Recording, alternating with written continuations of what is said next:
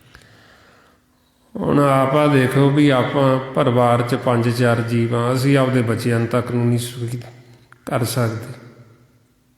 ਹੁਣ ਇਹਦਾ ਕਾਰਨ ਕੀ ਹੈ? ਬਈ ਸੰਤ ਤਾਂ ਇੰਨੇ ਜਾਣਿਆਂ ਨੂੰ ਸੁਖੀ ਕਰ ਦਿੰਦਾ ਵੀ ਅਸੀਂ ਆਪਦੇ ਪਰਿਵਾਰ ਤੱਕ ਨੂੰ ਵੀ ਸੁਖੀ ਨਹੀਂ ਕਰ ਸਕਦੇ, ਵੀ ਉਹਨਾਂ ਤੱਕ ਨਹੀਂ ਸਾਡਾ ਸੁੱਖ ਪਹੁੰਚਦਾ। ਉਹਦਾ ਕਾਰਨ ਇਹੀ ਹੈ ਵੀ ਸੰਤ ਹੈ ਜਿਹੜਾ ਗੁਰਮੁਖ ਹੈ, ਸਾਧੂ ਹੈ, ਉਹ ਪਰਮਾਤਮਾ ਦੇ ਨਾਲ ਜੁੜਿਆ ਹੋਇਆ ਅਤੇ ਉਹ ਆਪ ਸੁਖੀ ਹੈ। ਉਹ ਆਪ ਸੁਖੀ ਹੋਣ ਕਰਕੇ ਤਾਂ ਉਹ ਇੰਨਿਆਂ ਨੂੰ ਅੱਗੇ ਸੁਖੀ ਕਰ ਦਿੰਦਾ, ਕਿਉਂਕਿ ਉਹ ਆਪ ਮਾਲਕ ਪਰਮਾਤਮਾ ਦੇ ਵਿੱਚ ਲੀਨ ਹੋਇਆ ਹੈ। ਉਹ ਆਪ ਨਾਮ ਦੇ ਨਾਲ ਜੁੜਿਆ ਹੈ, ਸੱਚ ਦੇ ਨਾਲ ਜੁੜਿਆ, ਉਹਦੇ 'ਤੇ ਮਾਲਕ 'ਚ ਕੋਈ ਫਰਕ ਨਹੀਂ, ਕੋਈ ਅੰਤਰ ਨਹੀਂ ਹੈ। ਸੋ ਇਸ ਵਾਸਤੇ ਫਿਰ ਮਹਾਰਾਜ ਸਮਝਾਉਂਦੇ ਵੀ ਜਦੋਂ ਸਾਡੇ 'ਤੇ ਪਾਰ ਬ੍ਰਹਮ ਪਰਮਾਤਮਾ ਕਿਰਪਾ ਕਰਦੇ, ਫਿਰ ਸਾਨੂੰ ਸਾਧੂ ਜਨਾਂ ਦਾ ਸੰਗ ਹੁੰਦਾ, ਫਿਰ ਸਾਨੂੰ ਸਾਧ ਸੰਗਤ ਮਿਲਦੀ। ਜਿਉਂ-ਜਿਉਂ ਫਿਰ ਅਸੀਂ ਸੰਗਤ ਕਰਦੇ ਹਾਂ, ਜਿਉਂ-ਜਿਉਂ ਇਹ ਸੰਗ ਵਧਾਉਂਦੇ ਤਿਉਂ-ਤਿਉਂ ਫਿਰ ਸਾਡੇ ਉੱਤੇ ਮਾਲਕ ਦਾ ਰੰਗ ਚੜ੍ਹਦਾ। ਜਿਉਂ-ਜਿਉਂ ਰੰਗ ਚੜ੍ਹੇਗਾ ਤਿਉਂ-ਤਿਉਂ ਅਸੀਂ ਸੁਖੀ ਹੁੰਦੇ ਜਾਵਾਂਗੇ। ਜਿਉਂ-ਜਿਉਂ ਅਸੀਂ ਸੁਖੀ ਹੋਵਾਂਗੇ ਫਿਰ ਅਸੀਂ ਅੱਗੇ ਵੀ ਸੁੱਖ ਦੇ ਸਕਦੇ। ਇਸ ਲਈ ਮਹਾਰਾਜ ਫਰਮਾਉਂਦੇ, ਕਿਰਪਾ ਕਰੇ ਜਿਸ ਪਾਰ ਬ੍ਰਹਮ, ਹੋਵੇ ਸਾਧੂ ਸੰਗ, ਜਿਉਂ-ਜਿਉਂ ਉਹ ਵਧਾਈਐ ਤਿਉਂ-ਤਿਉਂ ਹਰਸਿਉ ਰੰਗ। ਵੀ ਜਦੋਂ ਮਾਲਕ ਸਾਡੇ 'ਤੇ ਕਿਰਪਾ ਕਰਦੇ ਸਾਨੂੰ ਇਹ ਸਾਧ ਸੰਗਤ ਮਿਲਦੀ। ਜਿਉਂ-ਜਿਉਂ ਅਸੀਂ ਸੰਗਤ ਵਧਾਵਾਂਗੇ ਤਿਉਂ-ਤਿਉਂ ਸਾਡੇ ਮਨ ਜਿਹੜੇ ਸੁਖੀ ਹੁੰਦੇ ਜਾਣਗੇ। ਸੋ ਇਸ ਵਾਸਤੇ ਗੁਰਮੁਖ ਪਿਆਰਿਓ, ਹੁਣ ਇਹ ਆਪਾਂ ਵੱਧ ਤੋਂ ਵੱਧ ਸਿਮਰਨ ਕਰਨਾ, ਬਹਿੰਦੇ ਉੱਠਦੇ ਕੰਮ ਕਰਦੇ ਆਪਾਂ ਖੁਦ ਸੁਖੀ ਹੋਣਾ। ਪਹਿਲਾਂ ਵੀ ਸਾਡਾ ਜਿਹੜਾ ਮਨ ਹੈ ਇਹਨੂੰ ਅਸੀਂ ਸੁਖੀ ਕਰਨਾ। ਸੁੱਖ ਲੈਣ ਵਾਸਤੇ ਹੁਣ ਇਹ ਸਿਮਰਨ ਕਰਦੇ ਰਹਿਣਾ। ਜਦੋਂ ਸਿਮਰਨ ਕਰਦੇ ਰਹਾਂਗੇ ਸਾਡੇ ਮਨ ਨੂੰ ਸੁੱਖ ਮਿਲੇਗਾ, ਆਨੰਦ ਮਿਲੇਗਾ। ਗੁਰਬਾਣੀ ਗੁਰੂ ਨੂੰ ਜਦੋਂ ਪੜ੍ਹਦੇ ਹਾਂ ਨਾਲ ਨਾਲ ਵਿਚਾਰਨਾ, ਵੀ ਤਾਂ ਕਿ ਸਾਡਾ ਮਨ ਪਾਸੇ ਨਾ ਜਾਵੇ, ਸਾਡੇ ਮਨ 'ਤੇ ਜਿਹੜੀ ਮੈਲ ਲੱਗੀ ਮੈਲ ਉਤਰ ਜੇ। ਅਤੇ ਵੱਧ ਤੋਂ ਵੱਧ ਆਪਾਂ ਸਤ ਸੰਗਤ ਕਰਨੀ ਹੁੰਦੀ। ਸਤ ਸੰਗਤ ਨੂੰ ਸਤਿਸਰ ਸਰੋਵਰ ਕਹਿੰਦੇ। ਜਦੋਂ ਅਸੀਂ ਸਤ ਸੰਗਤ ਕਰਦੇ ਹਾਂ, ਇੱਕ ਜਾਣਾ ਆਪਾਂ ਸ਼ਬਦ ਦੀ ਵਿਚਾਰ ਕਰਦੇ, ਬਾਕੀ ਆਪਾਂ ਧਿਆਨ ਨਾਲ ਸੁਣਦੇ ਹਾਂ। ਇਹਦੇ ਨਾਲ ਸਾਡੇ ਮਨ 'ਤੇ ਜਿੰਨੀ ਵੀ ਮੈਲ ਲੱਗੀ ਹੁੰਦੀ ਉਹ ਸਾਰੀ ਮੈਲ ਲੈ ਜਾਂਦੀ। ਮਹਾਰਾਜ ਫਰਮਾਉਂਦੇ, ਮਨ ਤਨ ਧੋਵੇ ਸ਼ਬਦ ਵਿਚਾਰੀ। ਜਿਵੇਂ ਆਪਣਾ ਇਹ ਕੱਪੜਾ ਮੈਲਾ ਹੋ ਜਾਂਦਾ, ਤਨ ਮੈਲਾ ਹੋ ਜਾਂਦਾ, ਆਪਾਂ ਕਰਮ ਕਰਦੇ ਹਾਂ ਅਤੇ ਆਪਾਂ ਇਹਨੂੰ ਧੋ ਲੈਂਦੇ ਹਾਂ ਪਾਣੀ ਦੇ ਸਾਬਣ ਨਾਲ, ਇਹਦੀ ਮੈਲ ਲੈ ਜਾਂਦੀ। ਇਸੇ ਤਰ੍ਹਾਂ ਹੀ ਹੁਣ ਜੇ ਸਾਡੇ ਮਨ 'ਤੇ ਕੋਈ ਮੈਲ ਲੱਗ ਗਈ ਹੈ, ਉਹ ਮਨ ਨੂੰ ਫਿਰ ਧੋਣ ਦਾ ਤਰੀਕਾ ਦੱਸਿਆ ਆਪਾਂ ਨੂੰ ਗੁਰਬਾਣੀ ਗੁਰੂ ਵਿੱਚ, ਵੀ ਅਸੀਂ ਮਨ ਨੂੰ ਕਿਵੇਂ ਧੋਣਾ, ਕਿਵੇਂ ਇਹਦਾ ਇਸ਼ਨਾਨ ਕਰਨਾ, ਤਾਂ ਕਿ ਇਹਦੇ 'ਤੇ ਮੈਲ ਜਿਹੜੀ ਲੱਗੀ ਹੋਈ ਉਹ ਸਾਡੀ ਰੋਜ਼ ਦੀ ਰੋਜ਼ ਲੈ ਜੇ। ਜਿਵੇਂ ਆਪਾਂ ਇਹ ਤਨ ਕੱਪੜਾ ਰੋਜ਼ ਬਦਲਦੇ ਹਾਂ, ਰੋਜ਼ ਧੋਂਦੇ ਹਾਂ, ਤਨ ਦਾ ਇਸ਼ਨਾਨ ਰੋਜ਼ ਕਰਦੇ ਹਾਂ, ਇਸੇ ਤਰ੍ਹਾਂ ਹੀ ਹੁਣ ਇਹ ਸਾਡਾ ਰੋਜ਼ ਦੀ ਰੋਜ਼ ਦਾ ਖੇਲ ਹੈ। ਸਵੇਰ ਤੋਂ ਆਪਾਂ ਆਏ ਹਾਂ ਇਸ ਲੋਕ 'ਚ, ਹੁਣ ਅਸੀਂ ਵਾਪਸ ਆਪਦੇ ਦੇਸ਼ ਨੂੰ ਜਾਣਾ, ਪਰਲੋਕ ਨੂੰ। ਹੁਣ ਜਿਹੜੀ ਸਵੇਰ ਤੋਂ ਸ਼ਾਮ ਤੱਕ ਸਾਡੇ ਮਨ 'ਤੇ ਮੈਲ ਲੱਗੀ, ਇਹ ਮੈਲ ਨੂੰ ਅਸੀਂ ਲਾਹ ਕੇ ਜਾਣਾ। ਜੇ ਅਸੀਂ ਮੈਲ ਨੂੰ ਇੱਥੇ ਲਾਹ ਕੇ ਜਾਵਾਂਗੇ ਤਾਂ ਅਸੀਂ ਆਪਦੇ ਘਰ ਚਲੇ ਜਾਵਾਂਗੇ। ਜੇ ਮੈਲ ਲੱਗੀ ਰਹੀ ਫਿਰ ਅਸੀਂ ਆਪਦੇ ਘਰ ਨਹੀਂ ਜਾ ਸਕਾਂਗੇ। ਸੋ ਇਸ ਵਾਸਤੇ ਫਿਰ ਇਹ ਸਤ ਸੰਗਤ ਮੈਲ ਨੂੰ ਲਾਉਣ ਵਾਸਤੇ ਸਰੋਵਰ।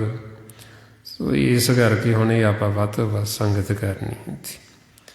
ਇਹ ਜੋ ਸਾਰਾ ਭੇਦ ਗੁਰਬਾਣੀ ਗੁਰੂ ਦੁਆਰਾ ਆਪਾਂ ਨੂੰ ਦਿੱਤਾ ਮਹਾਂਪੁਰਖਾਂ ਨੇ, ਭਾਈ ਸਾਹਿਬ ਭਾਈ ਸੇਵਾ ਸਿੰਘ ਜੀ ਧਰਮਾਲਾ, ਉਸੇ ਗਿਆਨ ਨੂੰ ਆਪਾਂ ਨਿੱਤ ਦ੍ਰਿੜ ਕਰਦੇ ਹਾਂ, ਵੀ ਤਾਂ ਕਿ ਆਪਾਂ ਇਹ ਸੋਝੀ ਲੈ ਕੇ, ਭੇਦ ਲੈ ਕੇ ਆਪਦੇ ਜੀਵਨ ਦਾ ਲਾਹਾ ਖੱਟ ਸਕੀਏ।